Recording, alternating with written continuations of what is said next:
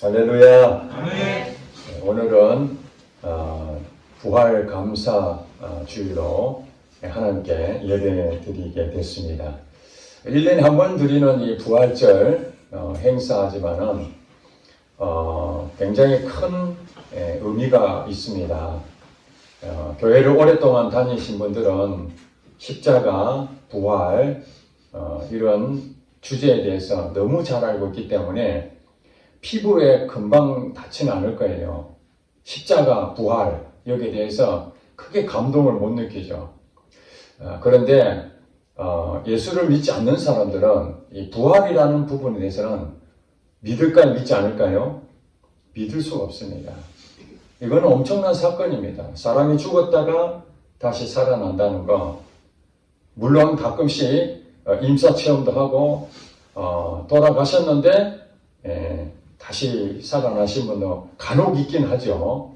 성경에도 보니까 죽었다가 살아난 사람도 있었습니다. 누굽니까? 나사로죠. 나사로. 예수님께서 죽은 지 4일이나 지났던 이 나사로를 하나님 능력으로 다시 살리셨습니다. 이것도 어떻게 보면 부활처럼 보이죠. 죽었다가 다시 살아나신 부활했죠. 그런데 예수님의 부활과 이 나사로의 부활이 완전히 다릅니다. 왜 다릅니까? 나사로는 죽었다가 다시 살아난 그 상태가 옛날 있었던 육신의 몸 그대로입니다. 죽어있는 그 상태에서 다시 살아났는데 뭔가 달라진 게 없어요. 똑같은 몸이었습니다. 그래서 이 나사로는 다시 시간이 지나서 나이가 들어가지고 병이 들고 죽게 되면은 결국에는 부활이라는 게 아니잖아요. 잠시 부활처럼 보이지만 그걸 진정한 부활이라고 할 수가 없다. 그러면 예수님은 나사로와 어떤 차이가 있었습니까? 예수님이 부활하셨을 때는 이전의 몸하고 완전히 달라졌습니다. 요한복음에 보면은 예수님께서 부활하시고 난 다음에 제자들에게 찾아오셨는데 이런 공간에 갇혀있는 공간에서 예수님이 불쑥 들어오신 거예요. 문을 열고 들어오신 게 아니라 갑자기 들어오셔서 평안이 있을지어다. 깜짝 놀란 것이죠. 즉 말해서 예수님의 몸은 신령한 몸으로 부활하신 겁니다. 신령체입니다. 그래서 시간과 공간에 관계가 없어요. 예수님은 예전에 육체로 계셨을 때는 사실은 걸어서 가야 되고 이런 부분이 있다면 예수님이 이제는 시간과 공간에 상관없이 공간을 그냥 침투해버리시는 신령한 몸이 됐죠. 그럼 예수님은 다시 죽으시는 그거는 죽지 않습니다. 신령한 몸은. 왜 이 예수님의 부활이 중요하냐?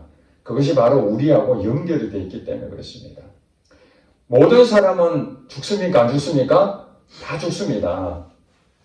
이 땅에 잠깐 어떻게 말하면 순간적으로 죽었다가 살아난 사람도 있긴 있지만은 결국에는 모든 인간은 다 죽습니다.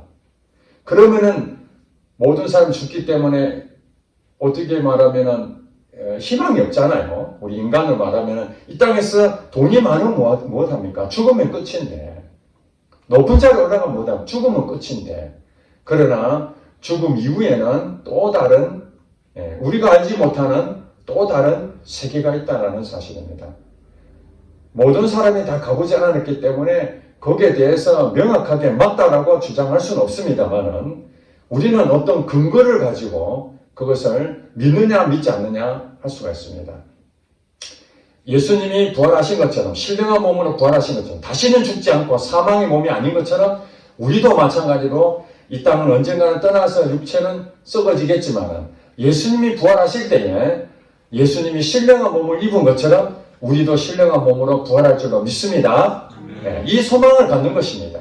이 부활의 가장 중요한 의미가 무엇인가? 그 중에 하나가 부활의 소망을 갖는 거예요. 그래서 성경에 보니까 예수님이 잠자는 자들의 첫 열매가 되셨다. 예수님이 죽은 사람들 똑같이 다 이 세상을 모두 다 죽는데 그 죽은 자가 살아난 부활의 신령한 몸으로 부활한 첫 번째 모델이 됐다는 거예요. 여러분, 우리가 몸이 아픈데 임상 실험을 하잖아요. 새로운 신약을 개발하면 그냥 사람들한테 효과가 좋으니까 드세요 이렇게 안 하잖아요. 제일 먼저 뭐 합니까? 연구 개발한 것을 임상 실험을 다 합니다. 사람들에게 끊임없이 실험해가지고 결국에는 이 질병을 고치는 하나의 그 약으로서 효과가 입증이 돼야 됩니다. 그래서 어떤 사람들은 그 임상 실험자가 되어서 물론 돈을 받지 아니하고 당신 여기 실험 대상자 되면은 무료로 치료해 주겠다. 그러나 우리 약을 한번 써보기를 바란다. 그렇게 해서 살아나고 회복되고 이것이 이제 모델이 되면은 그게 이제 모든 사람 적용이 되는 거거든요. 이게 샘플이거든요. 샘플. 마찬가지로 예수님께서는 우리가 신령한 몸으로 부활할 것이라는 것을 샘플로 실제로 죽으셨고 다시 살아나신 겁니다. 나사로하고 다릅니다. 신령한 몸으로 다시 살아났습니다. 그래서 우리도 예수님 재림 때에 신령한 몸으로 다시 살아날 것, 그때는 영원한 죽음이 없는 겁니다.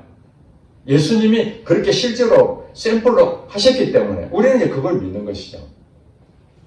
그리고 오늘 본문에 보니까 15장, 고린도서 15장은 부활장이라고도 합니다. 사실 많은 사람들이 부활에 대해서 믿었을까요? 안 믿었을까요? 안 믿죠. 일반 상식으로는 부활을 믿을 수가 없습니다. 여러분, 확신을 갖지 않으면 무엇이든지 믿을 수 없습니다. 요즘은 가짜 뉴스가 너무 많이 나오잖아요. 확인도 안 된 그런 것들도 믿을 수 없다고 하는데 그래도 믿는 사람이 꽤 많잖아요. 가짜인데도 불구하고. 그게 다 쏟고 있는 것이죠. 그런데 진짜인데도 믿지 않는 경우가 있어요. 가짜인데도 막 믿는 사람이 있는데 진짜인데도 믿지 않는 사람이 있어요. 너무 애통한 일이죠. 그래서 당시에 예수님을 믿었던 사람들 교회, 초대교회는 나가서 복음을 전합니다. 좋은 소식이죠. 복음. 좋은 소식을 이제 인간에게 가장 좋은 소식이 무엇입니까? 이 세상의 죽음으로 끝나는 것이 아니다. 우리에게 희망이 있다. 그게 부활한다. 그 부활의 첫 열매가 바로 예수님이시다. 예수님이 나의 구원자시다. 예수님 믿으면은 우리는 죽지 아니하고 영원히 산다. 예수님이 부활하신 것처럼 우리도 부활한다. 이게 그들이 가지고 있는 복음 메시지였습니다. 다니는 곳마다 예수님은 부활하셨다. 부활하신 예수님이시다. 그렇게 전파를 했습니다. 그래서 오늘 15장 1절에 보니까 형제들아, 고린도에 있는 성도들에게 얘기하는 거예요. 형제들아, 내가 너희에게 전한 복음을 너희에게 알게 하노니 이는 너희가 믿은 것이요 또 그 가운데 선 것이다. 교인들에게 사도 바울이 복음을 전하는 부분에 있어서 오늘 이 부활에 대해서 성도들 가운데서도 믿는 사람이 그렇게 많지 않았던 것 같아요. 예수님은 부활하신 분이다. 그렇게 아무리 설명해도 교인들 가운데 진짜 그럴까? 그렇게 생각하는 사람들이 있었던 것 같습니다. 왜냐하면 이 고린도 교회는 유대인들이 아니라 이방인들 중심이 되는 교회였거든요. 그러니까 이방인으로 들어왔던 그 성도들은 예수님이 죽었다가 살아나신 것을 봤을까요? 못 봤을까요? 본 사람들이 거의 없죠. 그러니까 소식으로 전해 들은 거예요. 바울이라든지 아니면 복음 전파하는 사람을 통해서 예수님이 부활하셨다. 그것을 소식을 전해 들었는데 거기에 대해서 명확하게 설명하기 위해서 오늘 편지를 썼습니다. 자, 2절부터 이제 바울이 예수님 부활에 대해서 설명하는 내용이 나옵니다. 2절에 너희가 만일 내가 전한 그 말을 굳게 지키고 헛되이 믿지 아니하였으면 그로 말미암아 구원을 받으리라. 복음을 전했는데 이 헛된 것이 아니라는 것을 분명하게 지금 얘기하면서 3절부터 이렇게 합니다. 내가 받은 것을 먼저 너에게 전하였노니 이는 바울이 전하는 이 부활에 대한 메시지에 대해서 말씀합니다. 이는 성경대로 그리스도께서 우리 죄를 위하여 죽으시고 예수님께서 부활하시려면 먼저 뭘 해야 됩니까? 죽으셔야 됩니다. 그렇잖아요. 부활이라는 건 살아나는 건데 죽음이 전제되지 않으면 부활이 없는 거예요. 그러니까 십자가와 부활은 떨어질 수 없는 겁니다. 중요한 것은 십자가도 중요하지만 부활도 중요하잖아요. 그러면은 부활이 있기 위해서는 반드시 십자가가 거쳐야 되는데 이것이 그냥 이루어진 게 아니라 우연이 아니라 성경 말씀대로 예수님께서는 죽으셨다는 거예요. 그 다음에 4절에 보니까 장사 지낸 바 되셨다가 성경대로 사흘 만에 다시 살아났다. 그 하나님 말씀대로 다시 3일 만에 부활하셨다. 이렇게 말씀하십니다. 자, 여기까지는 성경의 근거로 해서 죽으시고 살아나셨다. 이것을 사도 바울이 얘기하는 것입니다. 자기 얘기가 아닙니다. 성경에 대한 얘기를 하고 있는 겁니다. 자, 그 다음에 이제는 예수님 부활하신 것에 대해서 증인들이 있느냐.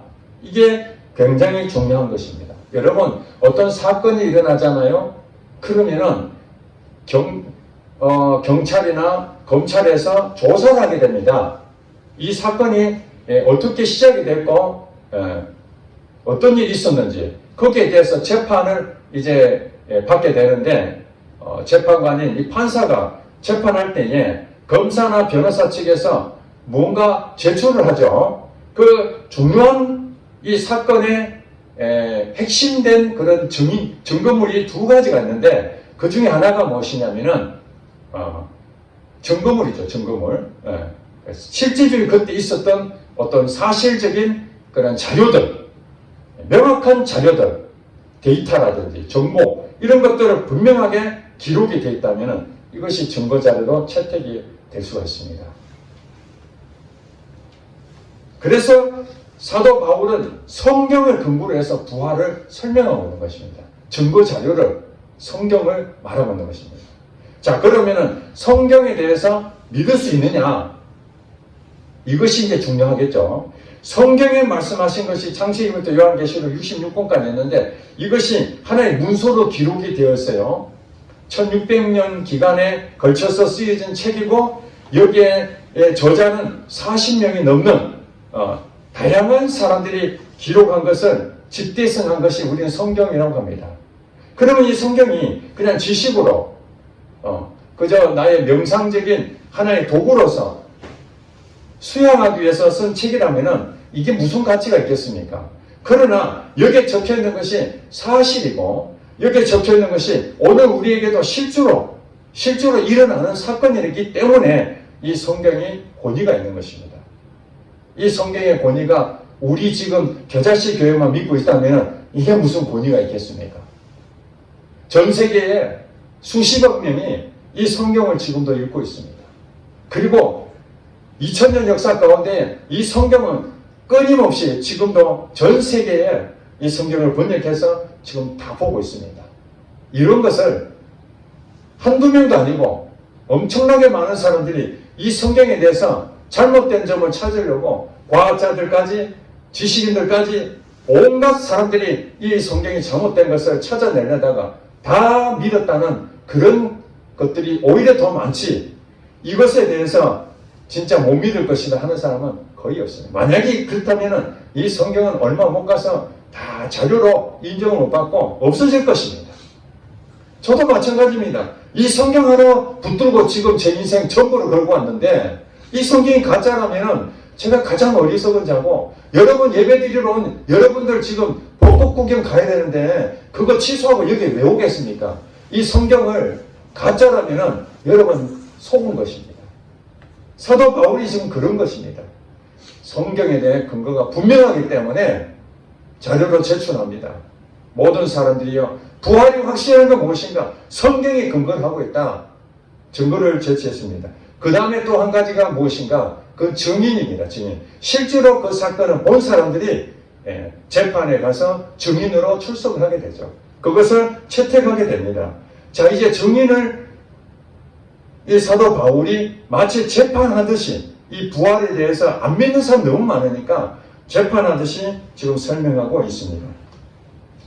자, 5절부터 증인들의 설명하는데, 자, 게바에게 배우시고, 누가요? 예수님이, 부활하신 예수님이 게바, 베드로죠. 예수님의 수제자였던 이 베드로에게 부활하신 예수님이 보이셨다는 거예요. 증인이라는 거예요. 베드로가 증인이다. 물론 당시에 베드로가 죽었을까요? 살았을까요? 살아 있습니다. 예루살렘 교회의 지도자로 예수를 믿는 모든 성도들은 베드로를 모르는 사람 아무도 없습니다. 그렇기 때문에 이 고린도 교회에 있는 그 성도들에게 증인이 있느냐? 베드로가 산 증인이다. 그리고 그리고 12제자에게도 다 보이셨다. 그 다음에 그 후에 6절에 보니까 500여 형제에게 일시에 보이셨다. 한 명씩 보이는 것이 아니라 여러분 혼자 보면 자기 혼자 주관적인 판단을 하잖아요. 내가 봤다 하면은 또 다른 본 사람이 있느냐? 아무도 없다 하면 어떻게 신뢰가 되겠습니까? 그런데 500명이 동시에 예수님의 부활하신 걸 봤다니까 여기저기 봤다니 이게 설명할 길이 없잖아요. 누가 뭐 부인할 수가 없잖아요. 혼자 보면은 그래도 내가 못 믿겠다는데 500명이 동시에 봤다니까 안 믿을 수가 없는 거예요. 그리고 자기 자신 지금까지 대다수는 그 많은 사람들이 제자들뿐만 아니라 500여 명까지 예수님을 봤는데 그 사람들이 다 죽은 게 아니라 바울이 지금 고린도교회 편지 쓸 때까지는 대부분 살아 있었고 일부가 죽었다. 그러니 만약에 거기에 대해서 부활에 대해서 궁금하거든 그 사람들 물어보면은 답변이 가능하다. 지금 그 얘기하는 거죠. 증인이 있었는데 다 죽어버렸다면 확인할 길이 없잖아요. 그러면은 방법이 없는데 지금도 살아있다고 말하고 있는 것입니다. 그리고 7절에 보니까 그 후에 야고보에게 보이셨다. 이 야고보는 예수님의 동생입니다. 이 당시에 야고보는 예루살렘 교회의 최고의 높은 지위를 가지고 있었던 위치에 있었습니다. 그렇기 때문에 야고보가 거기에 대해서 확실하게 증인으로서 서 있다라는 것을 이 바울은 다시 한 번 더 설명하고 그 후에 모든 사도에게와 여기서 말하는 모든 사도는 12제자 말고 바로 바울뿐만 아니라 바나바 그 외에 또 이제 복음 증거자로 사도로 부르심 받은 사람이 일부가 있었습니다. 많지는 않지만은 그런 사도에게와 그 다음에 맨 나중에 만삭되지 못하여 난자와 같은 내게도 보이셨다. 이렇게 설명하고 있습니다.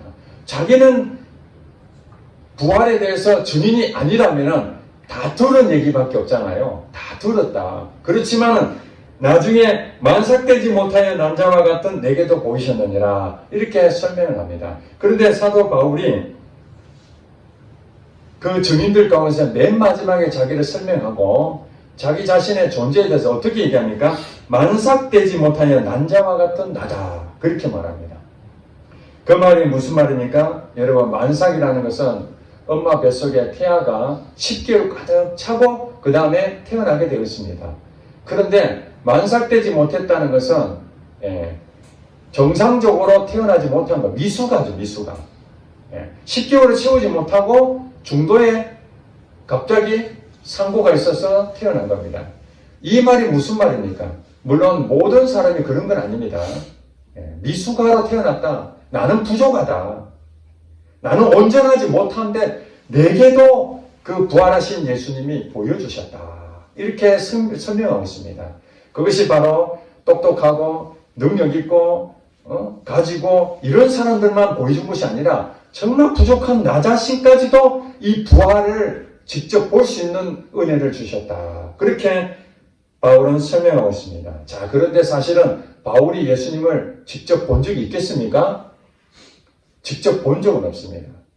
왜냐하면 예수님께서 부활하시고 며칠 동안 사셨습니까? 40일 동안 이 땅에 사셨습니다. 그리고 승천하셨거든요. 그 상황에서 바울이 예수님이 부활하시고 40일 동안 승천하시기 전까지 그때 예수님 만났다는 기록이 없습니다.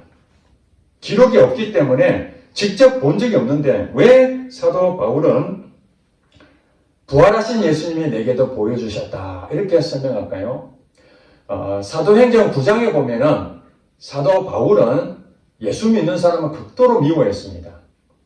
자기는 율법주의자로 오직 성경에, 구약 성경에 나와 있는 그 율법을 철저하게 지킨 그런 제자로 성장했는데 그것을 부인하고 예수 믿으면 구원 얻는다. 완전히 새로운 그런 내용을 전파하니 사도 바울 입장에서는 매우 불쾌했고 그들을 요즘 말로 이단이라고 생각해서 다 전부 다 정리를 해야 된다. 의문이 일어났던 것 같아요. 그래서 결국에는 다메섹이라는 이방 땅으로 가서 거기에 있는 예수 믿는 사람들을 감옥을 보내려고 공문을 작성해서 가던 중에 다메섹 가까이 이르러 이 사도 바울이 한 경험을 하게 됩니다. 갑자기 빛이 비치면서 하나님의 음성이 들립니다. 그분이 누군가 바로 예수님이셨습니다. 사도 바울이 바짝 엎드려 누구십니까? 그렇게 하니까 예수님께서 그 당시에 바울의 예전 이름이 사울이었거든요. 사울아 사울아 어찌하여 네가 나를 핍박하느냐. 그러니 예수님을 직접 핍박한 적이 없잖아요. 예수 믿는 사람들 핍박했죠. 죽이려고. 그런데 예수 믿는 사람들을 핍박하는 것이 바로 예수님을 핍박한 것과 똑같다. 그렇게 예수님 말씀하신 거예요. 결국 여러분들 이 땅에 우리가 예수 믿는 것 때문에 고난당하고 예수 믿는 것 때문에 좀 지탄받고 좀 불편하고 손해보고 희생하고 여러분 그렇잖아요. 예수를 안 믿었으면 내가 좀 자유롭게 살겠는데 예수님 때문에 내가 족쇄가 되고 남들 앞에서 할 말 못하고 또 양보해야 되고 그런 것들이 불편하잖아요. 그런데 하나님 예수님 말씀하시기를 우리의 모든 부분들은 예수님하고 연결되어 있다는 거예요. 그렇기 때문에 우리를 핍박해도 예수님 핍박 당하는 것이고 여러분들이 안 믿는 사람들이 희생하는 것이 바로 예수님이 희생하는 똑같은 거예요. 그 사람한테. 그래서 사도 이 바울이 그 말씀을 듣고 정말 엎드렸습니다. 당신 누구십니까? 처음 듣는 얘기니까. 당신 누구십니까? 이렇게 질문합니다. 예수님께서 네가 나를 핍박하는 예수다. 예수님이 직접 바울에게 음성으로 전해줬습니다. 눈에 본 적은 없습니다. 그러나 예수님의 음성을 듣고 바로 부활하셨다는 부분이 바로 예수님이라는데 나는 예수님이 가짜로 알고 있었다. 부활은 무슨 부활이야. 이 사기꾼이다. 젊은 청년이 많은 사람 미혹했구나. 그래서 그 믿는 사람을 다 잡아 죽이려고 그랬는데 그 예수님이 실제로 자기한테 나타나서 그렇게 말씀하시니까 이걸 못 믿을 수가 없는 거예요. 그냥 이거 지식으로 믿는 게 아니라 직접 그걸 들어버렸으니까.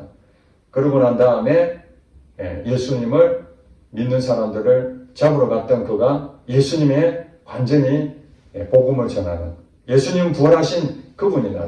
나는 눈으로 직접 본 적은 없지만은 예수님은 내가 확실히 믿는다. 이것을 확인한 것입니다. 그래서 맨 나중에 면색되지 못하여 난자와 같은 내게도 보이셨다고 분명하게 말하고 있습니다. 자, 사랑하는 성도 여러분, 여러분은 예수님 본 적 있습니까?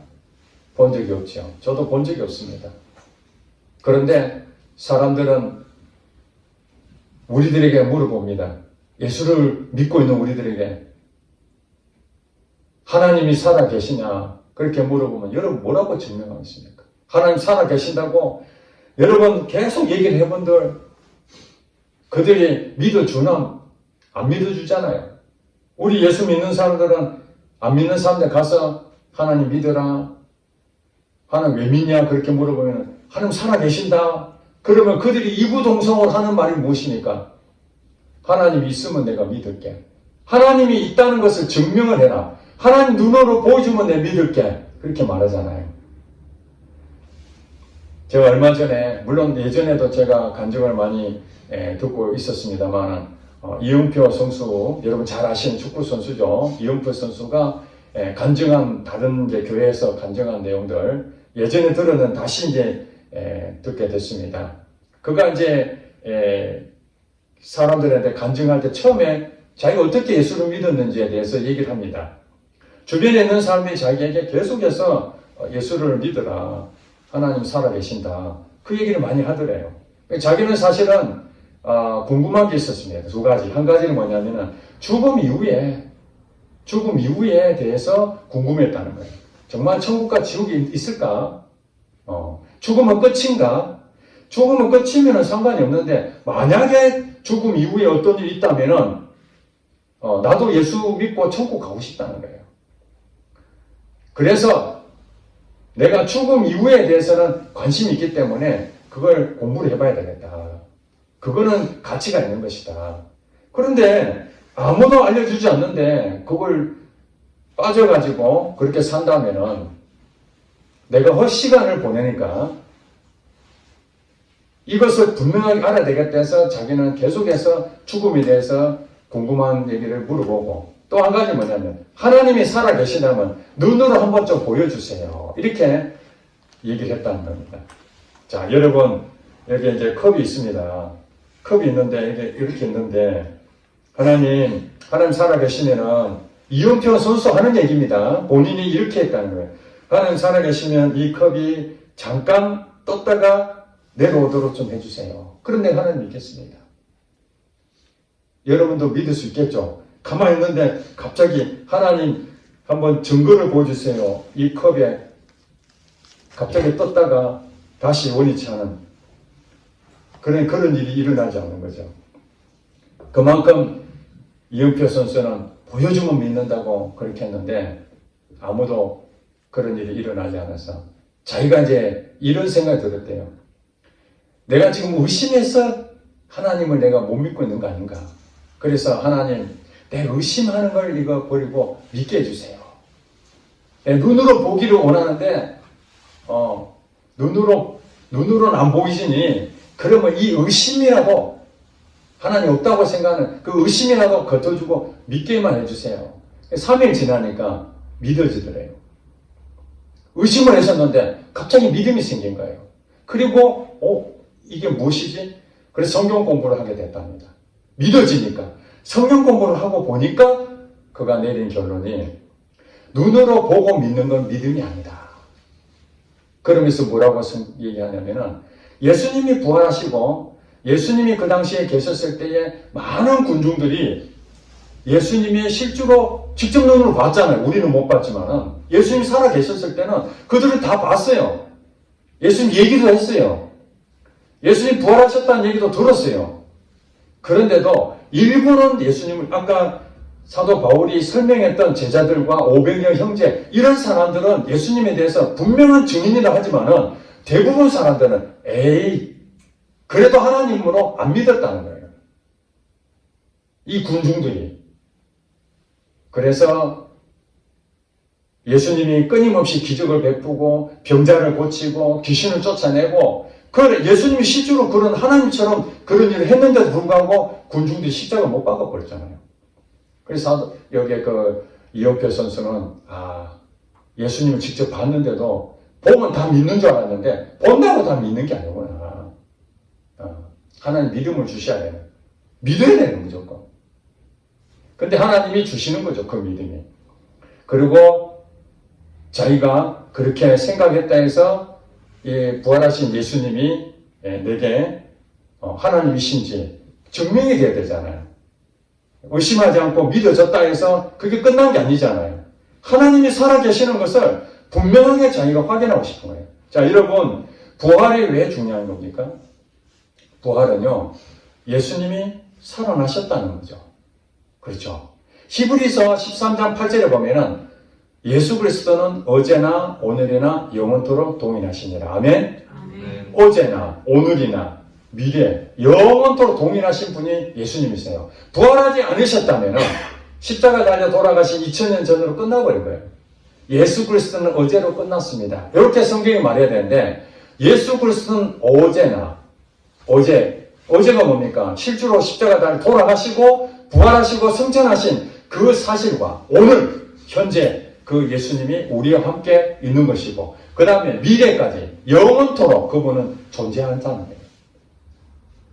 이런 사람이 어디 있습니까? 여러분, 이 땅에 온 모든 사람 가운데 어제나 오늘이나 영원토록 죽지 않냐고 끝까지 가신 살아있는 사람 누가 있습니까? 아무도 없잖아요. 오직 예수님만 영원토록 살아계시는 존재라는 거예요. 그러니 그분이 바로 하나님이라는 것을 증명할 수 있는 거죠. 살아있는 하나님이에요.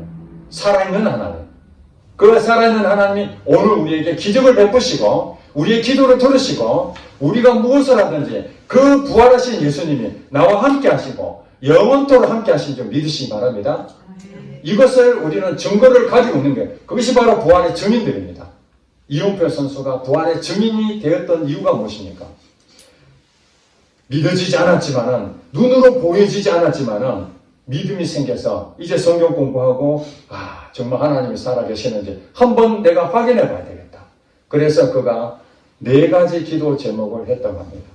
그 기도 제목 가운데 하나는 그 당시에는 월드컵이 2002년도에 우리 4강까지 갔잖아요. 2002년도 월드컵 하기 바로 2001년도에 이영표 선수는 예수를 믿은 지 얼마 되지 않았습니다. 그런데 하나님이 살아계시고 부활하신 그 하나님이 지금도 역사하시는지 알고 싶어서 기도를 하기 시작하는데 4가지 기도 제목 한 가지가 뭐냐? 하나님 우리나라가 월드컵 16강에 가게 해주세요. 여러분 그 당시에는요 우리나라가 월드컵에 여러 번 출전했지만 단 한 번도 1승을 거둔 적이 없습니다. 지금은 우리가 1승 거두는 것이 거의 뭐 당연하듯이 그렇게 생각하는데 그 당시에는 1승을 해본 적이 없어요. 그러면 목표가 무엇입니까? 1승하게 해달라. 그것이 우리나라의 목표였는데 히딩크 감독하고 온 국민이 우리나라 사니까 16강이라는 목표를 세운 거예요. 1승이 목표지만 그래도 좀 더 꿈을 좀 크게 하자입니다. 16강. 이영표 선수가 하나님 우리나라 월드컵 16강 가게 해주세요. 기도 첫 번째. 두 번째, 하나님 이 젊은 시절에 운동을 하려면은 군대를 가면 운동 2년 6개월 동안 군대에서 다른 일을 못 하잖아요. 물론 뛸 수는 있지만은 그만큼 전성기를 늦어지게 됩니다. 하나님 제가 군대를 혜택을 받을 수 있도록 해달라고. 세 번째는 무엇이냐면은 자기가 꿈이 유럽에 가서 뛰고 싶다는 거예요. 우리 한국에서도 국가대표는 했지만은 그 당시에 우리나라 해외에 뛰는 사람들이 그렇게 많지 않았습니다. 기껏해야 일본 쪽 이런 데는 갔지만은 유럽에 가서 성공한 케이스는 차범근 감독이 그 당시에 유일했습니다.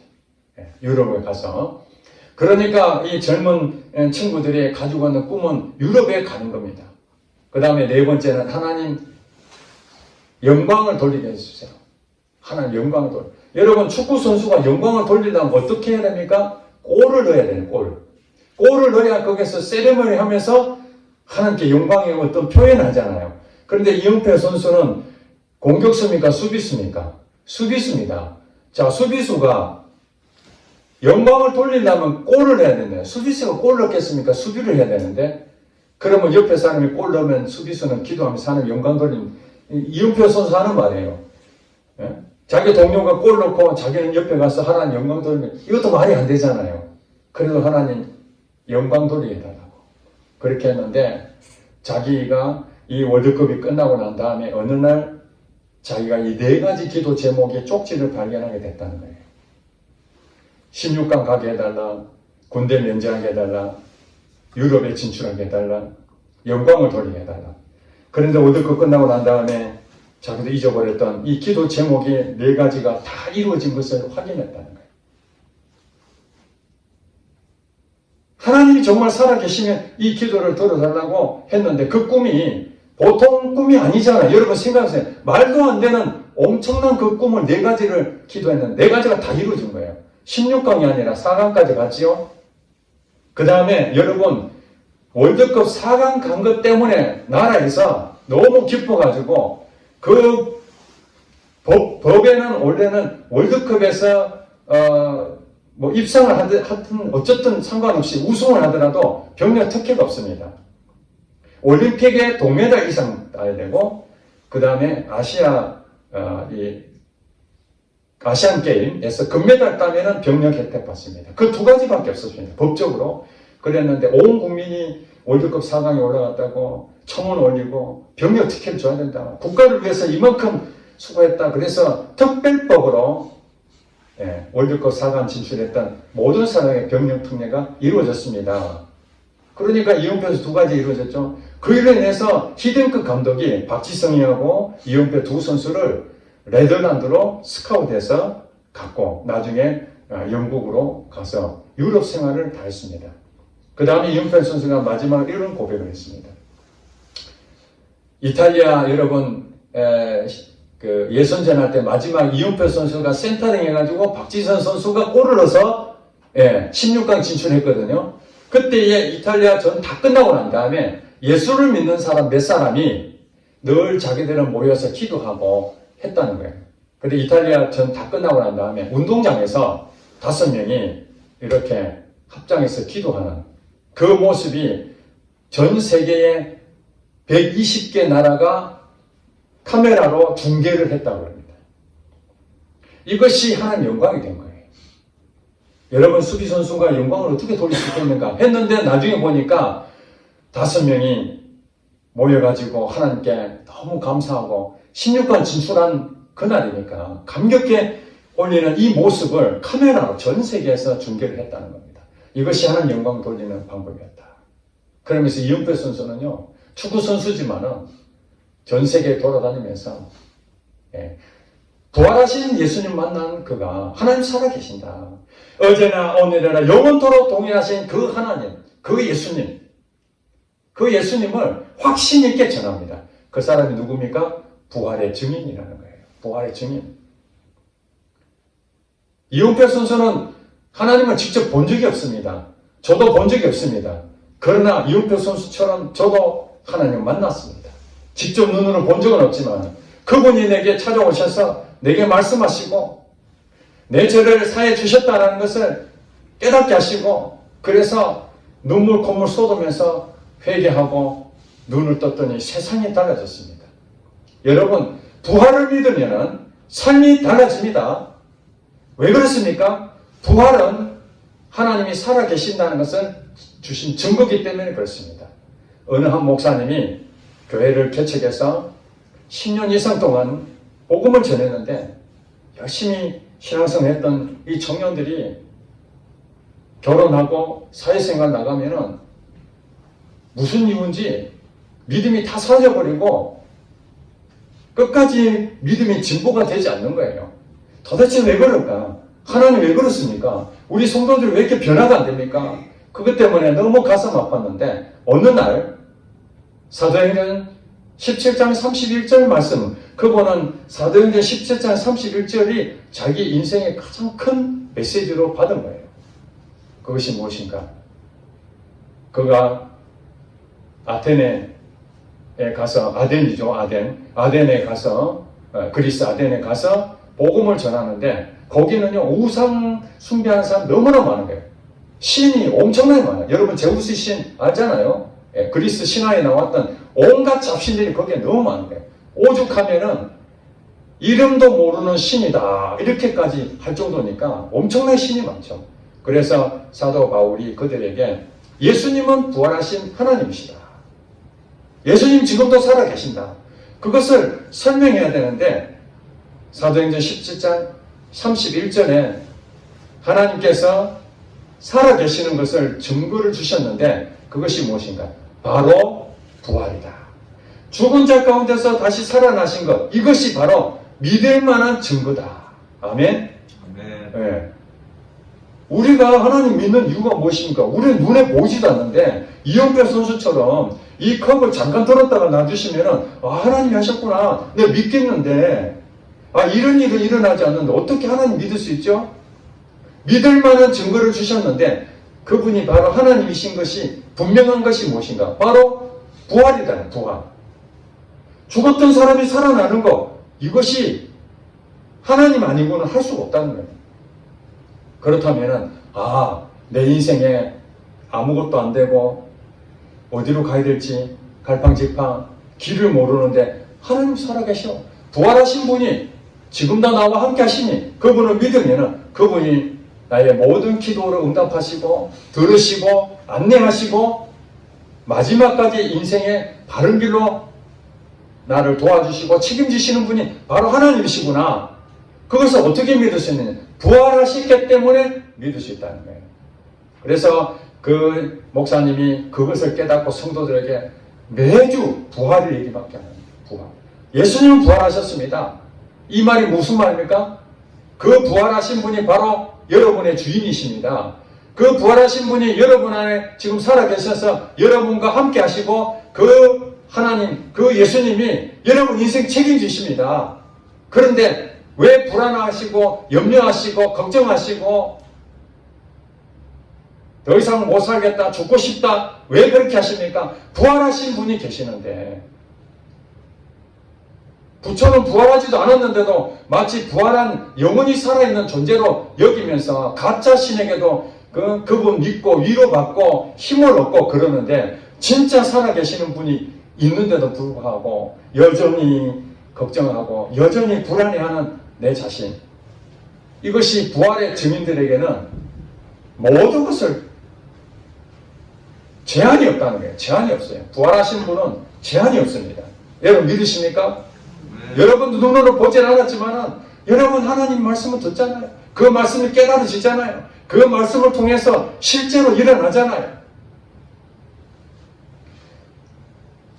얼마 전에 어느 장로님이 간증하는 내용을 보니까 그분이 돈도 없고 뭘 할 수도 없는데 갑자기 이 수도 파이프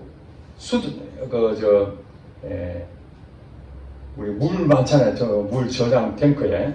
그러면은 우리가 집에서 물을 이렇게 틀면은 수도 꼭지를 틀어야 물이 나오잖아요.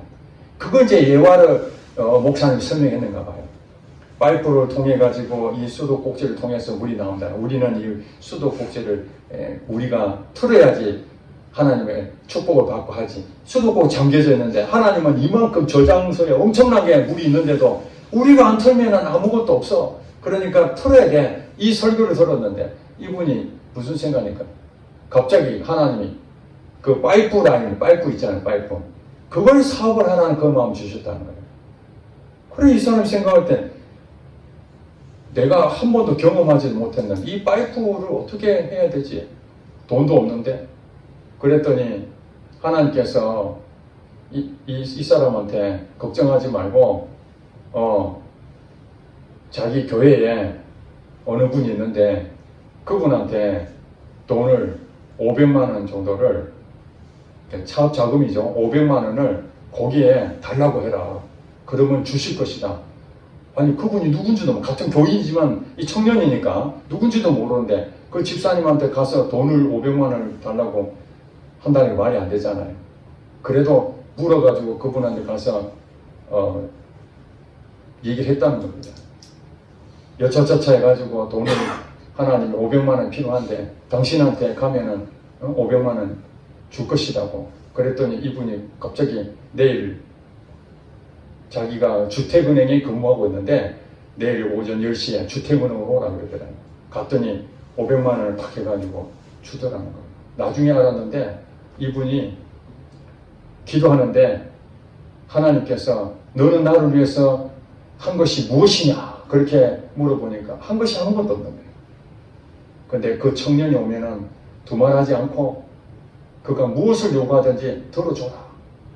그래서 그 청년이 와서 딱 요구하는 순간 이거는 무조건 해줘야 되는구나. 그래가지고 자기 집 자기 보증 써서 집 보증 써가지고 그 친구 500만 원 빌려줬습니다. 자네가 안 갚으면 내 집 다 날아간다. 네. 여러분 하나님이요 살아계시지 않는다면 어떻게 이 청년을 그렇게 하겠습니까? 청년이 그냥 한 것이 아닙니다. 교회에 어려움이 있어서 대형버스 운전기사가 없어가지고 재정이 어려우니까 운전기사가 없는데 기사 누가 할 것이냐. 하나님이 네가 기사 노릇해라. 대신에 교회에서 보수를 하나도 받지 마라. 내가 너의 인생을 책임질 것이다. 그러니까 이 청년이 하나님 말씀 듣고 4년 6개월 동안이나 교회에 찬양 봉사를 한 거예요. 찬양 봉사하고 돈이 없는 상태에서 하나님이 어느 목사님 설교에 파이프에 대한 것을 설교를 레마의 말씀 듣고 돈을 또 빌리게 하시고 그랬는데 그 파이프가 그때 엄청나게 또 붐이 일어나가지고 1억이라는 돈을 순식간에 벌어서 500 갚고 지금은 엄청나게 큰 부자로 살고 있는데 해외 선교도 하고 제가 얘기 들으면서 그분 간증 중간중간에 얘기하는 것이 하나님은 본 적은 없습니다. 그러나 하나님이 살아계시는 것을 실없이 증거하는 게 뭡니까?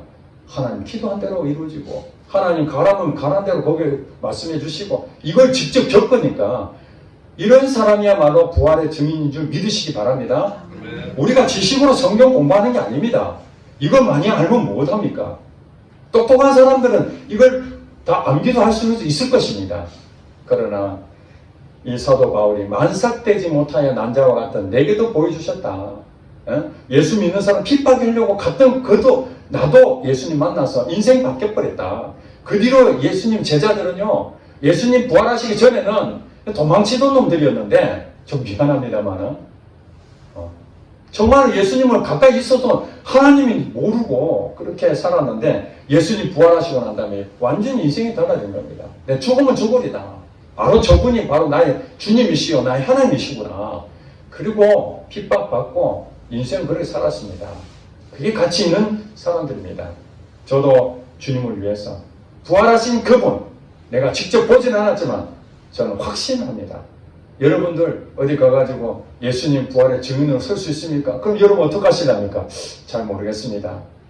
저는 아직도 준비가 안 됐습니다. 간질거리가 없습니다. 하나님이 내게 말씀하신 거 응답받는 거 하나도 없습니다. 그저 성경 지식만 내가 좀 가르쳐 줄 수 있습니다. 여러분 두 가지가 다 필요합니다. 성경 말씀이 근거가 돼야 되고, 그게 기록 자료이기 때문에. 두 번째 뭡니까? 내가 실제로 하나님의 경험했던 것을 예수 안 믿는 사람들한테 얘기하는 거예요. 성경 믿으라. 이것도 중요하지만 봐라. 내가 하나님을 만나서 어떻게 살았는지 너가 생생하게 볼 수 있는 거 아니냐. 그것이 부활의 증인이라는 것입니다.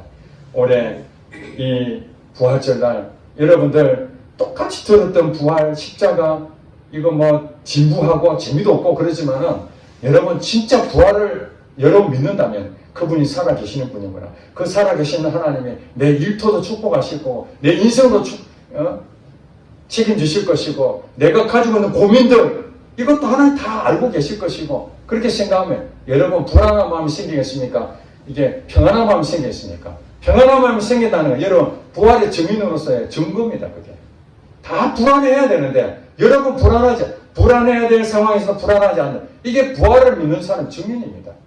그것이 바로 간증이요, 하나님 찬양하는 하나님의 군사인 줄로 믿으시기 바랍니다. 기도하겠습니다.